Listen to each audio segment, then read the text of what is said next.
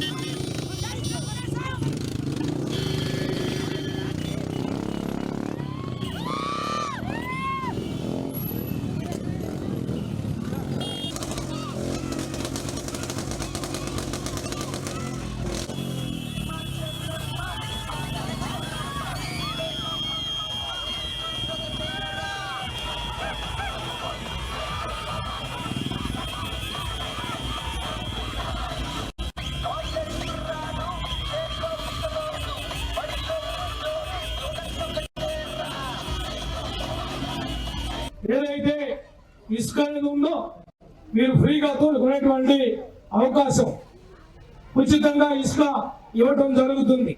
ముఖ్యంగా మీరందరూ కూడా ఆందోళన చెందాల్సినటువంటి అవసరం లేదు. ఏదైతే కార్పొరేట్ కాలనీలో డ్రైనేజీ సమస్య శాశ్వతంగా పెండింగ్ ఉందో ఆ సమస్యని పరిష్కారం చేసే బాధ్యత మాది అని చెప్పి మీరు ముఖ్యంగా ఎవరి మాట నమ్మవద్దు. మీకు భోజనాలు పెట్టుకోవడానికి ఏదైనా ఇబ్బంది వచ్చినా, చిన్న చిన్న ఫంక్షన్ చేసుకోవడానికి ఇబ్బందిగా ఉందన్నారు. ఎక్కడైతే రోడ్డు వెడల్పు ఉందో చూసి రోడ్డు మీదే బారుగా ఒక షెడ్ కూడా కార్లు ట్రాక్టర్లు నిర్మాణం చేసి మీకు ఇస్తామని చెప్పి కూడా ఈ సందర్భంగా తెలియజేస్తున్నాం.